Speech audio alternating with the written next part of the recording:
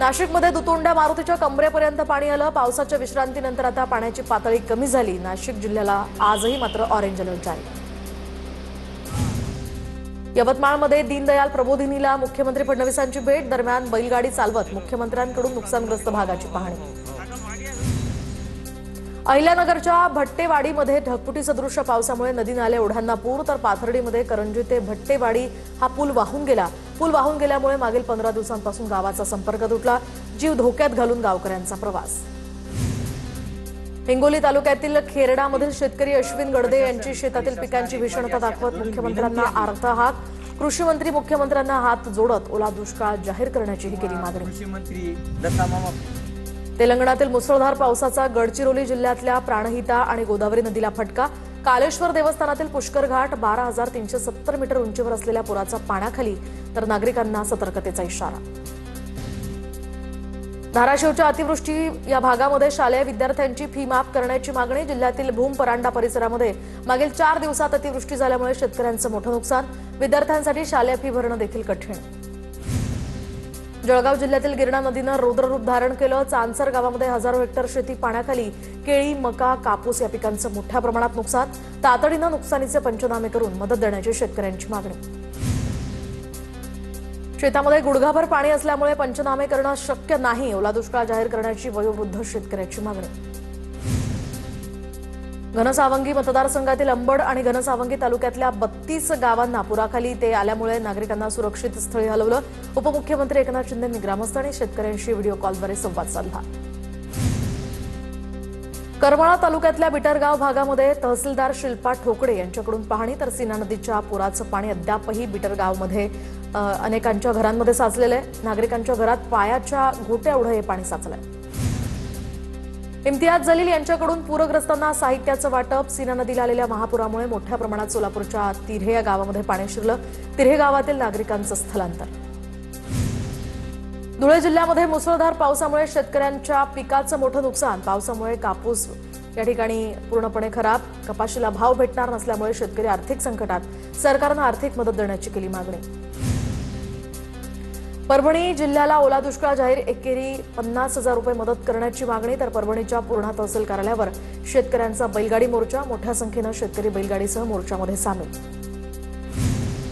रासपचे अध्यक्ष महादेव जानकर परभणी दौऱ्यावर, तर जानकरांकडून शेतकऱ्यांच्या बांधावर जात पाहणी। सातबारा कोरा करण्याची ही खरी वेळ असल्याचंही जानकरांचं मत। दौंड तालुक्यातल्या गार गावामध्ये भीमा नदीच्या पाणी पातळीत वाढ।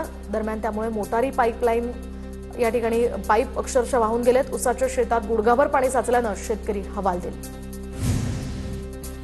सातारा जिल्ह्यातल्या खटाव तालुक्यामध्ये अतिवृष्टीमुळे अनेक पिकं पाण्याखाली। शेतीचंही मोठ्या प्रमाणात नुकसान, त्यामुळे शेतकरी मोठ्या संकटात। तातडीनं नुकसान भरपाई देण्याची शेतकऱ्यांची मागणी। सोलापूरच्या करमाळा तालुक्यातल्या अळजापूर गावामध्ये सीना नदीच्या पुरामुळे अनेक घरांमध्ये पाणी, तर घरातील साहित्याचंही मोठं नुकसान। ग्रामस्थ भावुक। छत्रपती संभाजीनगरच्या नवगाव गावात सुद्धा जायकवाडी धरणातनं पाणी सोडल्यामुळे पाणी घरांमध्ये शिरलं। नवगाव या गावातील नागरिकांना सुरक्षित स्थळी हलवलंय। जळगावच्या धरणगाव तालुक्यातल्या चांसर गावातील शेतांमध्ये पुराचं पाणी शिरलं। हजारो हेक्टर शेती यामुळे पुराच्या पाण्याखाली। केळी, कापूस, मक्यासह इतर पिकांचंही मोठ्या प्रमाणात नुकसान। शेतकऱ्यांना मदत नाही केली। येणाऱ्या निवडणुकीमध्ये शेतकरी सत्ताधाऱ्यांना गावातही फिरू देणार नाही। नागेश पाटील आष्टीकरांची प्रतिक्रिया, तर ओला दुष्काळ जाहीर करून शेतकऱ्यांना तातडीची मदत जाहीर करा, आष्टीकरांची मागणी। छत्रपती संभाजीनगरमधील पैठण शहरात अनेक वस्त्यांमध्ये पाणी शिरलं, तर विलास बुमरे यांच्यासह संजय शिरसाटांकडून पाहणी, तर शेतकऱ्यांना सर्वतोपरी मदत करणार, शिरसाटांची प्रतिक्रिया। जालन्याच्या कुंभेफळ आणि वाघरूळमधील नुकसानीची अर्जुन खोतकर यांच्याकडून पाहणी। स्वतः ट्रॅक्टर चालवत आणि पुराच्या पाण्यातनं जात शेतीची पाहणी। पालघरच्या तलासरीमधील वारोळीतील 20 ते 25 घरांमध्ये पुराचं पाणी शिरलं। पुराचं पाणी शिरल्यामुळे स्थानिकांचा घरातील या ठिकाणी प्रचंड नुकसान। अहिल्यानगरच्या करंजी गावामध्ये कांद्याच्या शेतात 1.5 ते 2 फूट पाणी। शेतकरी आर्थिक संकटात। गेल्या आठवड्याभरापासून अहिल्यानगर जिल्ह्याला मुसळधार पावसानं झोडपलं। तातडीनं आता नुकसान भरपाई देण्याची शेतकऱ्यांची मागणी। नांदेडमध्ये पावसाची विश्रांती, मात्र सोयाबीनच्या शेतात अद्यापही पाणी। 6,48,000 हेक्टरवरील पिकांचं नुकसान। खरीप क्षेत्रातील 86% पिकांचं नुकसान। 8 दिवसांपासून सुरू असलेल्या पावसामुळे नुकसानीच्या आकड्यात आणखी भर पडणार। नाशिकच्या लासलगावमधील शेतांमध्ये मोठ्या प्रमाणावर पावसाचं पाणी शिरलंय, तर मक्याच्या शेतात पावसाचं पाणी साचल्यामुळे शेतकऱ्यांचं मोठं नुकसान. धाराशिवच्या सीना कोळेगाव या प्रकल्पातनं विसर्ग, धरणातनं पाण्याचा विसर्ग वाढल्यामुळे आजूबाजूच्या गावांमध्ये चिंतेचं वातावरण.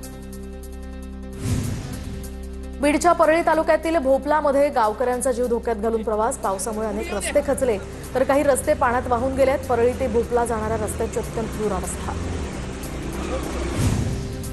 गोंदिया जिल्ह्यातील खळबंदा या जलाशयाचा कालवा फुटल्यामुळे धान पिकाचं मोठ्या प्रमाणात नुकसान. कालव्याचं पाणी धान पिकाच्या शेतात गेल्यामुळे शेतकऱ्याचं नुकसान. दरम्यान शेतकऱ्यांकडून नुकसान भरपाई देण्याची मागणी. नांदेडमध्ये ओला दुष्काळ जाहीर करण्याच्या मागणीसाठी संभाजी ब्रिगेड आक्रमक. हेक्टरी 1 लाख रुपये नुकसान भरपाई देण्याची यांची मागणी. तर भाजपचे खासदार अशोकराव चव्हाणांच्या घराकडे जाताना पोलिसांनी कार्यकर्त्यांना ताब्यात घेतलं. सोलापुरातील माढ्यामधील सीना नदीकाठच्या गावातील नागरिकांचं प्रशासनाकडून स्थलांतर. अनेकांची शेती आणि घरं पुराच्या पाण्याखाली. सीना नदीकाठच्या गावातील पूरग्रस्त नागरिकांचं प्रशासनाकडून स्थलांतर. सीना नदीकाठच्या पुरानं करमाळा तालुक्यामध्ये नुकसान. पूरग्रस्तांच्या जनावरांसाठी प्रशासनाकडून चाऱ्याचं वाटप. तहसीलदार शिल्पा ठोकडे यांच्याकडून जनावरांना चारा वाटप. बीडच्या येळंबमधील शेकडो एकरावरील पिकं पाण्याखाली. सोयाबीन, कापूस, मूग आणि उडीदाचे यामुळे मोठं नुकसान. अंबड तालुक्यातील माहेर भायगाव या ठिकाणी अधिकाऱ्यांकडून सरसकट पंचनामे न केल्याचा प्रकार. पंचनाम्यांसाठी आलेल्या तलाठी आणि कृषी सहाय्यकांसमोर शेतकऱ्यांची जोरदार घोषणाबाजी. व्यथा सांगताना एका शेतकऱ्याला अश्रू आला. येवला तालुक्यामध्ये झालेल्या नुकसानीच्या पंचनाम्याला सुरुवात नाही. नुकसानग्रस्त शेतकऱ्यांचा आरोप. तर दुगलगाव या ठिकाणी पंचनाम्याला कुणी आलं नसल्यानं शेतकऱ्यांची नाराजी. पंचनामे करून नुकसान भरपाई देण्याचीही मागणी. लातूरमध्ये तिरू नदीच्या पुरानं शेतकऱ्यांचं मोठं नुकसान. हजारो हेक्टर शेती, फळबागा भुईसपाट. शेतातील माती वाहून गेल्यामुळे शेतात दगड, धोंडे आणि रेती चुरली आहे. करमाळा ते जामखेड रोडवरील आळजापूर या पुलाजवळ रस्त्यावर भगदाड. तर करमाळ्याचे आमदार नारायण पाटील यांच्याकडून रस्त्याची पाहणी, दुरुस्ती करण्याच्या या ठिकाणी मागण्या. दरम्यान या ठिकाणी बांधकाम विभागालाही महत्त्वाच्या सूचना. पालघर जिल्ह्यातील तलासरी तालुक्यामध्ये पावसामुळे अनेक गावांमध्ये मोठं नुकसान. पूरग्रस्त भागाचे आमदार विनोद निकोले यांच्याकडून पाहणी. वडवली, ओझर पाडा यासह नवापाडा, हाडळपाडा, सोनारपाडा या गावामध्ये पुराचं पाणी शिरल्यामुळे स्थानिकांचं प्रचंड नुकसान. अमरावतीमधील चांदूर रेल्वे तहसील कार्यालयावर काँग्रेसचा मोर्चा. कर्जमाफी करा, राज्यात ओला दुष्काळ जाहीर करा या मागणीसाठी मोर्चा. सोयाबीन कापसाची अंत्ययात्रा काढत हजारो शेतकरी तहसील कार्यालयावर धडकले. धाराशिवच्या परांडा तालुक्यातल्या शाळा अतिवृष्टीमुळे 8 दिवसांपासून बंद. शिक्षकांना गावात येण्यासाठी रस्ताच नसल्यामुळे या शाळा बंद. तर आवरपिंपरी या गावाचा संपर्क तुटला. दळणवळणही विस्कळीत. कल्याण खाडीला पूर आल्यामुळे म्हशींसाठी गोविंदवाडी बायपास तबेला बनला. तर बायपासवर म्हशी बांधून ठेवल्यामुळे मोठी वाहतूक कोंडी. रेतीबंदर परिसरातील वस्त्यांमध्ये आणि म्हशींच्या तबेल्यांमध्ये पाणी शिरलं. हिंगोलीच्या कळमनुरीतील महिला तलाठ्याची पंचनाम्यावरून महिलेसोबत उद्धटपणे वागणूक. खासदार नागेश पाटील आष्टीकरांनी तलाठ्याला सुनावलं. लातूरच्या चिंचोलीमध्ये दुचाकी घेऊन गेलेला युवक दुचाकीसह वाहून गेला. सुदैवानं झाडाला अडकल्यामुळे या युवकाचा जीव वाचला. नांदेडमध्ये बंजारा समाजाचा भव्य मोर्चा. हैदराबाद गॅझेटनुसार बंजारा समाजाला एसटी प्रवर्गातनं आरक्षण देण्याची मागणी. नांदेडच्या नवा मोंढा भागामध्ये बंजारा समाज एकवटला. धनगर समाजाला एसटी प्रवर्गात आरक्षण मिळावं यासाठी अमरावतीमध्ये सत्ताधारी आमदारांच्या घरासमोर घंटानाद आंदोलन. दरम्यान भाजप आमदार प्रवीण तायडे यांच्या घरासमोर धनगर समाजाच्या कार्यकर्त्यांकडून जोरदार घोषणाबाजी करत ढोल ताशा आणि बँड वाजवत आंदोलन. शिंदेंच्या पक्षामध्ये अनेकांनी प्रवेश केल्यानंतर माणगाव खोऱ्यामध्ये वैभव नाईक यांच्या समर्थकांकडून बॅनर. तर तुफानातले दिवे आम्ही अशा आशयाचा उल्लेख करत विरोधकांना प्रत्युत्तर. नाशिकच्या मालेगावातील महिला आणि बाल रुग्णालयाला मंत्री दादा भुसेंची भेट. डॉक्टर आणि कर्मचाऱ्यांचा दादा भुसेंकडून सत्कार. नाशिकचे जिल्हाधिकारी वाहतूक कोंडीत अडकले. नाशिक शहरामध्ये दररोज वेगवेगळ्या भागामध्ये वाहतूक कोंडी होत असते. वाहतूक कोंडीमुळे नाशिककर प्रचंड त्रस्त. धाराशिवच्या उमरगामध्ये महसूल कर्मचाऱ्यांकडून काळ्या फिती लावून निषेध. तर जिल्हाधिकाऱ्यांशी अश्लील भाषेत संवाद साधून ऑडिओ क्लिप व्हायरल केल्यामुळे निषेध व्यक्त. पंढरपूर तालुक्यातल्या कान्हापुरी ते चव्हाण वस्ती या महत्त्वाच्या रस्त्याचं काम गेल्या अनेक महिन्यांपासून रखडलं. त्यामुळे ग्रामस्थांचा संताप.